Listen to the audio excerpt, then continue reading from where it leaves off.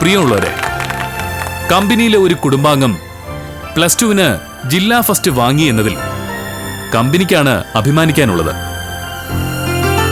Company അഞ്ജനയ്ക്ക് കടപ്പെട്ടിരിക്കുന്നു. ഒരു കമ്പനിയുടെ വളർച്ച തൊഴിലാളികൾ പണിയെടുക്കുന്നത് കൊണ്ട് മാത്രമല്ല, അവരുടെ സ്നേഹവും ആദരവും ലഭിക്കുമ്പോൾ കൂടിയാണ്.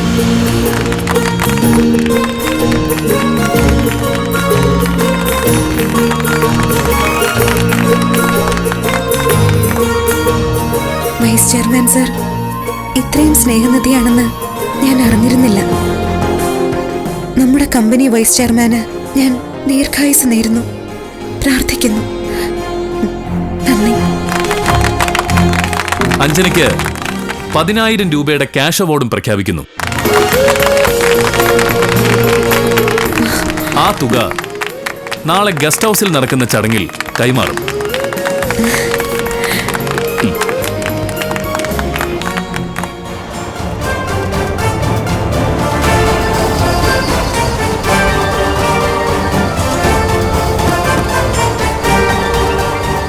Good morning, madam. Good morning. May I come in? Yes, come in. വണക്കം മാഡം. വണക്കം. വണക്കം രാജീവ് സാർ. വണക്കം വണക്കം.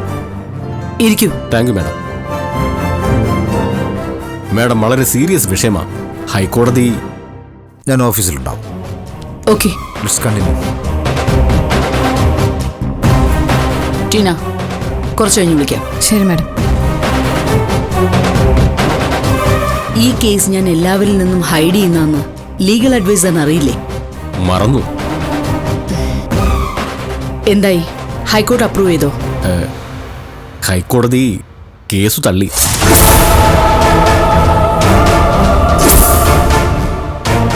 ഞാൻ പറഞ്ഞിരുന്നല്ലോ, ഇതിന് നിയമസാധ്യത കുറവാണ്. ഈ കേസ് തോൽക്കാൻ പാടില്ല. തോറ്റാലെല്ലാം കൈവിട്ടു പോകൂ. ഇല്ല മോളെ, സോന തീരുമാനിച്ചാൽ അത് നേടാൻ ഏതറ്റം വരെയും പോവും. മല്ലികാന്റെ എന്നെ ഇൻസൾട്ട് ചെയ്തു, അത് വലിയ കാര്യമൊന്നുമില്ല. ആമയെ ആഗ്രഹിക്കുന്നതിന് പകരം ആനയല്ലേ ആഗ്രഹിച്ചതും ചോദിച്ചതും. നീ നോക്കിക്കോ, എന്റെയും മനുവിന്റെയും വിവാഹ ക്ഷണക്കത്ത് നിനക്ക് കിട്ടും. അപ്പൊ വിശ്വസിക്കല്ലോ. നിന്നെ പോലെ ഒരു ദരിദ്ര എൻജിഒയെ കിട്ടി എന്റെ ജീവിതം ഞാൻ കോഞ്ഞാട്ടാക്കില്ല. ആ, ഭർത്താവ് വരാറായോ? പൂമുഖവാദിക്ക് കാത്തു നിന്നോ. ബൈ.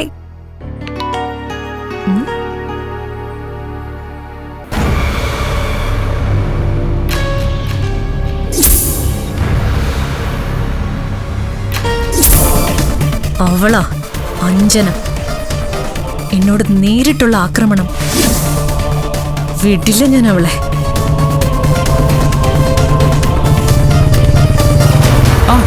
അഞ്ജന, എന്താ ഇവിടെ?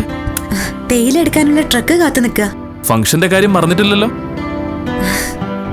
വൈകുന്നേരം 4 മണിക്കാണ് ക്യാഷ് അവാർഡ് തരുന്നത്. 3 മണിക്ക് പണി നിർത്തി പൊയ്ക്കോ. Thank you sir. പിന്നെ നല്ല സുന്ദരിയായിട്ട് വേണം വരാൻ. പത്രക്കാരെയും വീഡിയോക്കാരെയൊക്കെ വിളിച്ചിട്ടുണ്ട്. നല്ല ഗ്ലാമർ ആയിക്കോട്ടെ. എന്താ? ശരി സർ.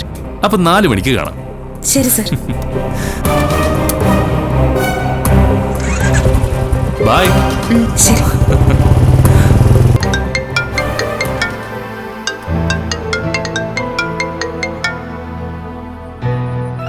സോന, ഞാൻ തിരിച്ചു വിളിക്കാം. ഏയ്, എനിക്ക് അധികമൊന്നും സംസാരിക്കാനില്ല ആന്റി. 1 മിനിറ്റ്. എന്നോട് നിനക്കിപ്പോ പഴയ അടുപ്പം ഇല്ലാന്നറിയാം.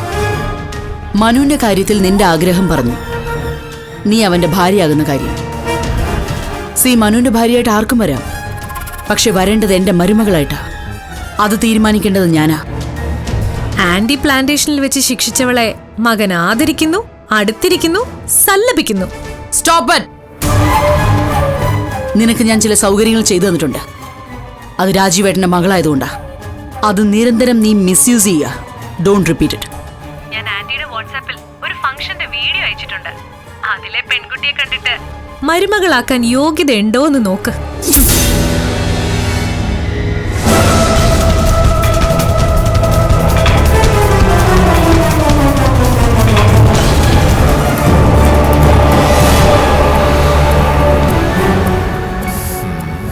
മോളെ സമയമായില്ലേ, ഇറങ്ങ്.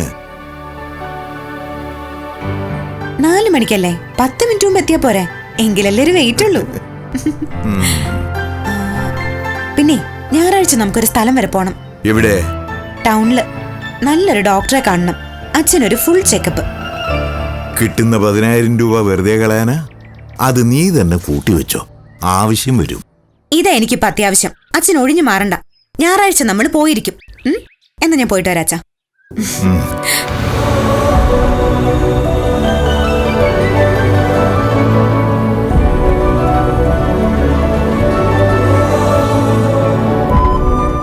പരിപാടി ഗംഭീരമാവും. ദൈവം അനുഗ്രഹിക്കും. ശരി അച്ഛാ.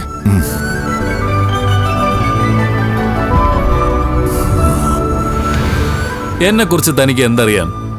സാറിനെ കുറിച്ച് മനസ്സിലായി തുടങ്ങി. തനിക്കൊരു ചുക്കും അറിയില്ല. ജീവിതം ഒന്നേ ഉള്ളൂ, അത് ആസ്വദിച്ച് തിമിർക്കണം. ഇതൊന്നും ചെയ്യാതെ മേളിലേക്ക് ചെന്നാ ദൈവം നമ്മളെ കൊഞ്ഞനം കുത്തും. ഇത്രയും അവസരം ഉണ്ടായിട്ട് നീ പിന്നെ എന്തെടുത്തടാന്ന് ചോദിക്കും.